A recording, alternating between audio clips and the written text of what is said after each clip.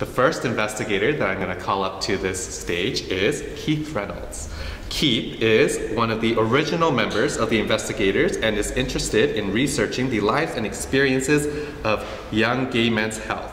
He is the program manager for Resist Stigma, a national initiative for empowering young LGBTQ2S guys to recognize and resist stigma.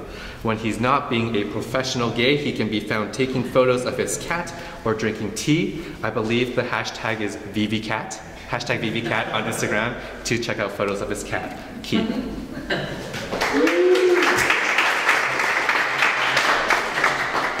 Thanks, Darren. Just get my notes. So today I'll be talking to you a little bit about who answered the survey, just some demographic data and interesting things that came out of our findings from this year's survey. So as Darren mentioned, Sex Now, the theme was the next generation, and we were really looking at generations of gay men. Oh, it's a GIF, never mind. This was just an ad that we cheekily put up on the internets, and we really wanted to capitalize on, the next generation Star Trek, obviously, but also dicks. Blast off. So just a little bit of background. We had almost 8,000 people complete the survey. Of those, or 8,000 people in Canada. There were a few extra. Oh no, they're included in that too. The biggest populations the biggest contributions were from Ontario, British Columbia, and Quebec. And it's really heartening to see that Quebec has such a large portion of that, because while their population is very large, historically the Sex Now survey hasn't been able to tap into that province quite as well, and so it's important that we get a whole picture and not just like the Anglo version of it. We also asked questions about geography. We asked them directly how they would describe their region. So most of the people said that they were urban, and then it's that's half, and then the rest suburban, small town, and rural. And again, this is sort of showing where we capitalize a lot, or where we concentrate all of our results from. I mean, it's easier for us to reach people in larger cities like Vancouver, Toronto, Montreal, where there's big infrastructure for gays. It's harder to reach these smaller people in small towns and rural communities, and yet those people have much different experiences, and we need to know and understand how their lives are shaped by their identities. This year, we asked gender as a check all that applies question. This would allow people to express more completely their gender identity, which is important to us because, again, we don't, in our survey, which is studying a minority, we don't want to be further marginalizing anyone or stigmatizing them with our questions. And just a note: the 3% that answered that they were transgender, that's about 150 people, which is higher than we've had previously, which is really exciting.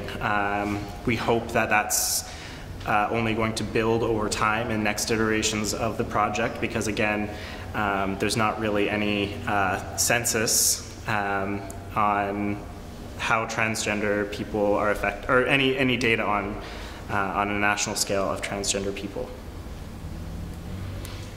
Sexual orientation, again, this was a check all that applies.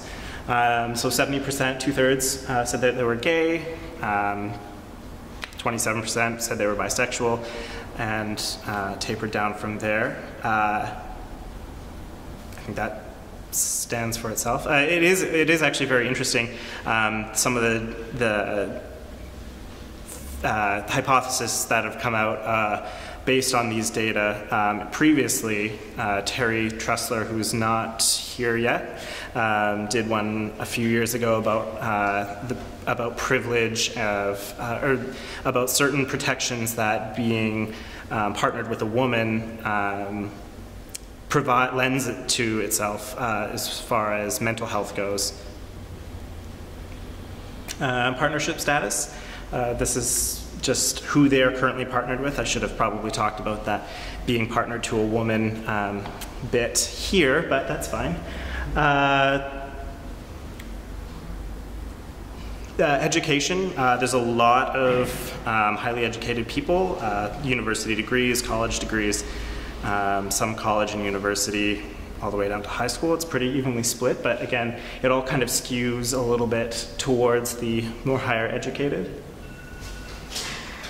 We also asked about income and ethnicity. And the ethnicity is, it's a little bit white people are a little bit overrepresented in this survey. And again, this was a check all that applies. And previously we didn't have that. Previously it was a radio button and you had to pick one. And then it was even more stark. But now we have 5% Aboriginal, which is actually, I think that's high considering the actual population, like the demographics of Aboriginals in Canada. It's, Olivier's hiding his, 4%, thank you. So it's good, but it's not great. And generations, so these are the different age cohorts that we've grouped together. We ask as a continuous variable, and then we just break it up as we want it to make profound or provocative statements. The mean age, I believe, is, so the average age is about 43. And then we have people as old as 84 or something, somewhere in the 80s. But yeah, it's a pretty diverse crowd across generations. And I will leave it up to the next speaker.